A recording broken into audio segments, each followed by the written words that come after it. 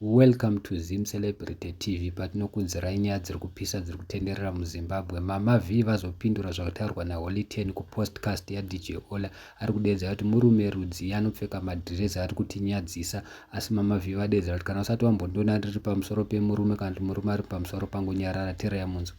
Unaidzira kuti mwana wangu iwo ukaona kuti mwana wako zviri kunetsa, ino yaisi Mama V School of Institution. It's a business page. It's a hustle page. I'm a hustler.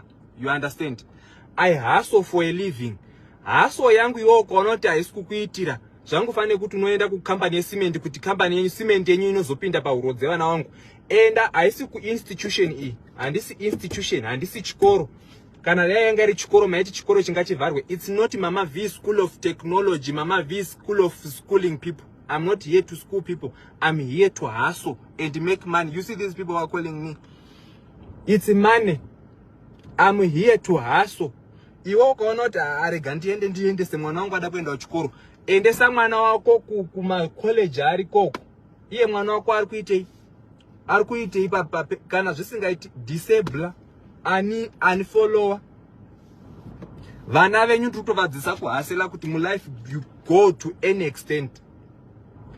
Saka iwo urifungwa kuti iwo nhasi ndikamuka nchizi ndasiya kuacta maskits aya kusikufande kupi. Zviri nane ndife ndiri pamari, zviri nane ndinofirapo pana Zuckerberg, ndinofirapo. Iwo ukaona zvakunetsa, kana wafila kuti zviri kukunetsa, uya unditakure necrane wonondisiya kune nyika yaunofila kuti ndo inoita for me.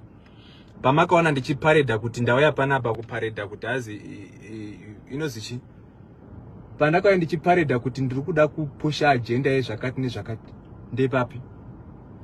Kusvika maona munhu ari pamusoro pangu, kana musati mabata munhu ari pamusoro pangu, nyararai.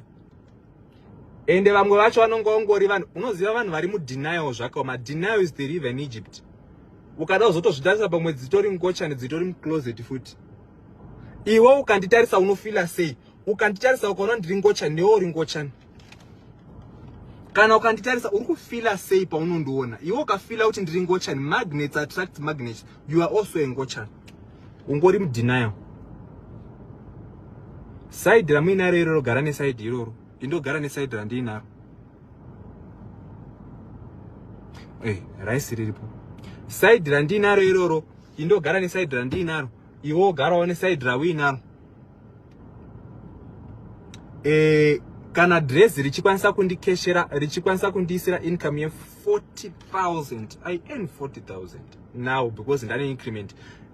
For the whole of last month ndandiri ku 30,000. Now I earn 40,000. Ndotaurwa nemunhu anonga aita data rekukumbira kuti azi was chisiya dress. Iyi ndinofanaro one. Kana muguwa ndise yangu ndinaro. As long as it's paying the bills. Kune mbavha dziri kutofamba nepfutuko dzichidaro so takarasima neni. Ari kubauka, ari kutobauka. Munhu unoita zvaanoda nebhodhi yake, umwe naumwe wakapiwa umwe naumwe nebhodhi yake naMwari. Iwo oita zvaunoda nebhodhi. Iwo chako kwako kunyanya kuita Jehovah stereki. Anonga aine shunge kuda kuendesa mwana ngavaendese vana kuma institution, musai muchindistressa please. We always our kids. Kids dzenyu endai muno kids ako. I'm sure mazvinzwira mega. Mama V vari kuramba vari kuti havasi ngochani, but judging from the video yes tinofunga kuti ngochani. Handizivi guys mati kudi because munongoziva mega zvinoita ngochani kana ichitaura. Ivo vari kudedza kuti content vari ngoita mari, nothing else. So thank you so much guys. Don't forget to subscribe, like our videos kuti aende kure.